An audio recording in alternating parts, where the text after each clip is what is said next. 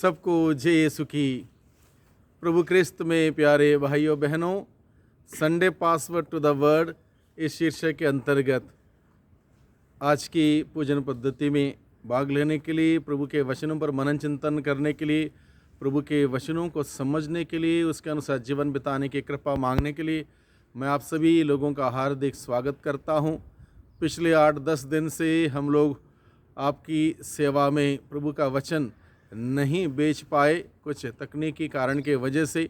आज से दोबारा हम लोग इसको जारी रखेंगे और आज 2023 की आखिरी तारीख है, यानी कि दिसंबर की 31 तारीख है, आखिरी दिन है। ईश्वर को धन्यवाद देने का समय है पूरे साल के लिए। और आज के दिन में जब पवित्र परिवार का पर्व मनाते हैं, मुख्य रूप से हम लोग पारिवारिक पवित्रता पर मनन चिंतन करेंगे। कैसे हम अपने परिवार को पवित्र बनाएं, पवित्रता में बनाए रखें और परिवार में पवित्र जीवन बिताते हुए प्रभु के कैसे गवाही बने, साक्षी बने, इन सारी बातों पर हम लोग आज के दिन में मनन चिंतन करेंगे। नाज़रेत के परिवार को पवित्र परिवार माना गया। क्यों माना गया, इस बात पर हम लोग विचार करें। नाज़रेत के परिवार जो पवित्र परिवार माना गया, उसमें यीशु थे, उसमें यूसुफ थे, उसमें मरियम थी। अब इन तीनों लोगों के व्यक्तित्व पर, उनकी जीवनी पर हम लोग मनन चिंतन करें। इस परिवार को पवित्र परिवार इसलिए माना गया क्योंकि वहाँ पर यीशु थे, जो मुक्तिदाता, उद्धारकर्ता के रूप में इस धरती पर आए, जिसमें जो हम सबों को जीवन देने के लिए इस धरती पर आए, जिसने कहा मैं हूँ सत्य, मैं हूँ मार्ग, मैं हूँ जीवन। जीवन देने के लिए, बहुतायत का जीवन देने के लिए इस दुनिया में आए। और इस परिवार को प्रभु ने अपनी उपस्थिति से पवित्र किया। स्वर्ग से उतर कर ईश्वर इंसान बन के यीशु के रूप में इस परिवार में आया। इस परिवार को स्वर्ग बनाया, पवित्र किया। यीशु की उपस्थिति खास है इस परिवार की पवित्रता में। दूसरी बात, इस परिवार की पवित्रता में यूसुफ की भूमिका।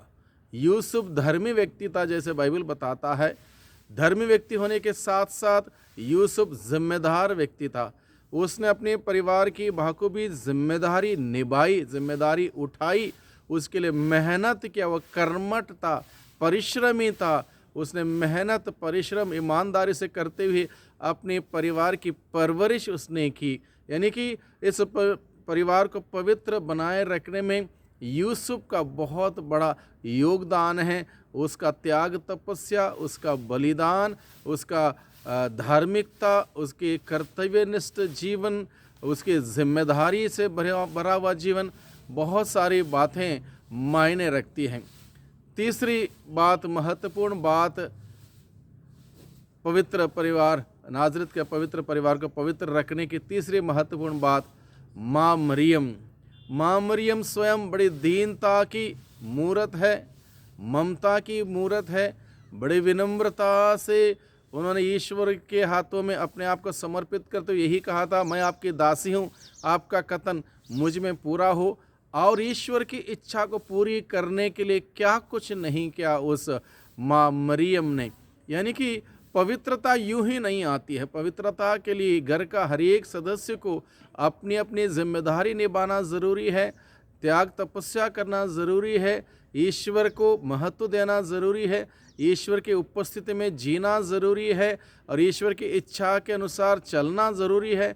इस प्रकार से बहुत सारे बातें नाज़रेत का पवित्र परिवार हमें सिखाता है कि किस प्रकार हम अपने परिवार को पवित्र बनाए रख सकते हैं।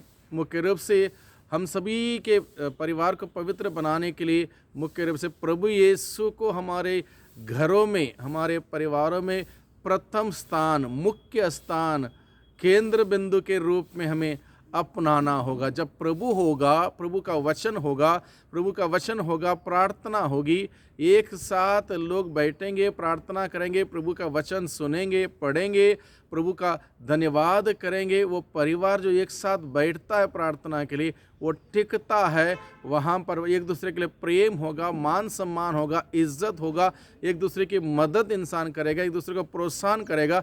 वहाँ पर किसी प्रकार की राजनीति नहीं होगी, मैं बड़ा तू छोटा, इस प्रकार की भावनाएं नहीं रहेगी। परिवार एक प्रकार के सहयोग करने वाला एक समुदाय है, एक दूसरे की मदद करने वाला समुदाय। जैसे स्वयं प्रभु यीशु ने अपने पिता यूसुफ की मदद की, इस कामदान में मदद की, और हो सकता है यूसुफ ने अपनी माँ की भी, मरियम की भी मदद की होगी। इस प्रकार से परिवार पवित्र बनाए रखने के लिए बहुत सारी बातें हैं।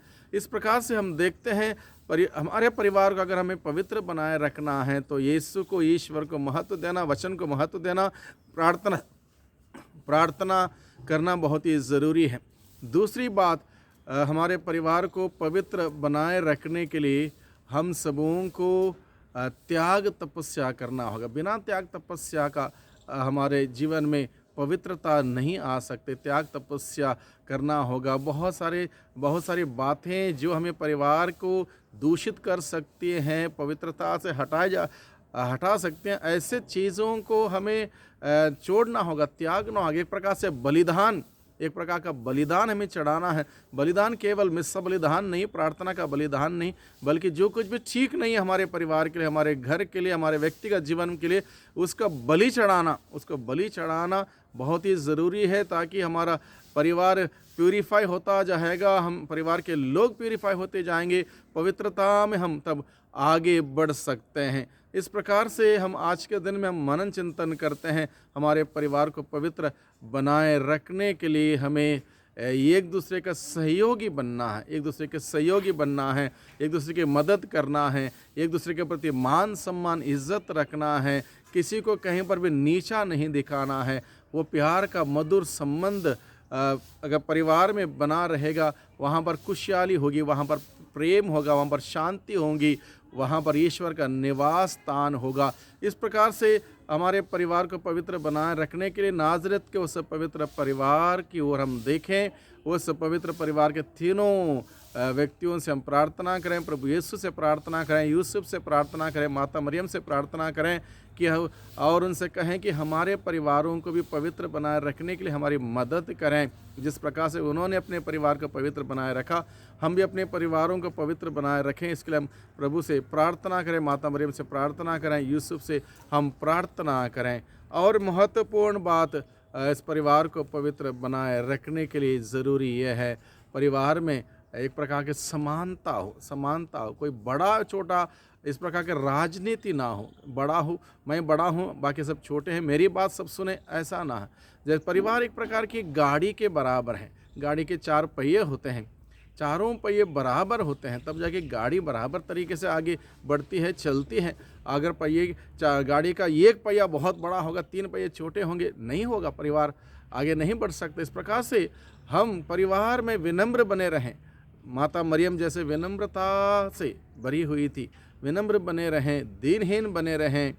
हम पॉजिटिव बातें हमारे दिल में, मन में रखें, और इस प्रकार से एक सकारात्मकता का एक संचार हम करें, हमारा परिवार खुशहाली से भरा रहेगा। मुख्य बात यह है कि परिवार में अगर प्रार्थना नहीं होगी, परिवार पवित्रता में नहीं बढ़ सकता। प्रार्थना होगी, ईश्वर की आशीष रहेगी, ईश्वर की उपस्थिति रहेगी, और ईश्वर की बरकत हमारे घर परिवारों में, हमारे कामधाम में रहेगी। इसलिए भाइयों बहनों, आज के दिन में जब हम सभी पवित्र परिवार पर मनन चिंतन करते हैं, हमारे परिवारों को पवित्र बनाए रखने के लिए हम प्रयास करें, कोशिश करें, और विशेष रूप से प्रार्थना में लगे रहें, विश्वास प्रभु में कायम रखें, प्रभु को जगह दें, अपने परिवारों में प्रभु को जगह दें, प्रभु के लिए जगह बनाएं, व्यक्तिगत जीवन में, पारिवारिक जीवन में, और प्रभु रहेगा, सब कुछ, सारी पवित्रता हमारे जीवन में आएगी। आइए हम प्रार्थना करें। सर्वशक्तिमान पिता परमेश्वर, धन्यवाद देते हैं आज के दिन के लिए। आज का दिन साल का आखिरी दिन है,